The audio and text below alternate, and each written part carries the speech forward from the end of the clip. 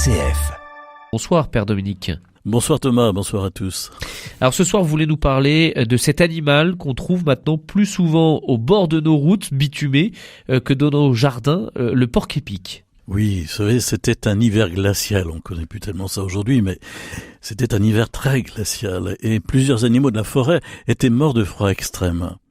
Se rendant compte de la situation, les porcs-épics avaient pris la décision de se regrouper côte à côte. Ainsi, leur chaleur corporelle combinée était suffisante pour les protéger de la froideur mortelle. Mais chacun était alors blessé par les piquants de ses compagnons adjacents. Conséquence, ils ont décidé de prendre leur distance.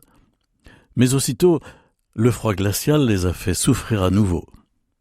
Ils avaient donc le choix entre accepter les piquants de leurs semblables ou mourir de froid. Résolus à un certain niveau de douleur, ils ont décidé de se regrouper une deuxième fois. Et ils ont appris à vivre avec les petites blessures causées par la présence côte à côte de leurs compagnons. La survie venait des autres avec leur chaleur et leur piquant. Impossible d'ailleurs d'avoir l'un sans l'autre. Et pourtant on a l'impression que les slogans d'aujourd'hui ne favorisent pas les porcs-épics. Oui, les slogans d'aujourd'hui nous disent tout autre chose. Par exemple, ignorez ceux qui vous font du mal. Ou encore, apprenez à vous éloigner des personnes qui vous ont fait du mal dans le passé, car elles ne vous permettent pas d'atteindre votre plus haut potentiel et de vous épanouir pleinement. Ce sont des personnes toxiques. Donc du ménage, drapez-vous dans votre superbe, vous aurez chaud tout seul. Mais l'évangile, ce n'est pas cela.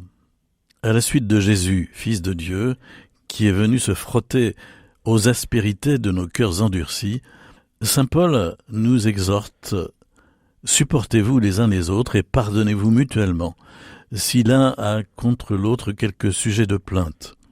Le Seigneur vous a pardonné, faites de même à votre tour.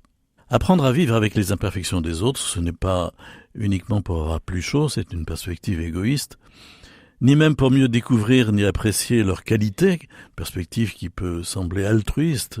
En fait, c'est pour imiter et suivre Jésus qui nous a montré le chemin de la vraie charité.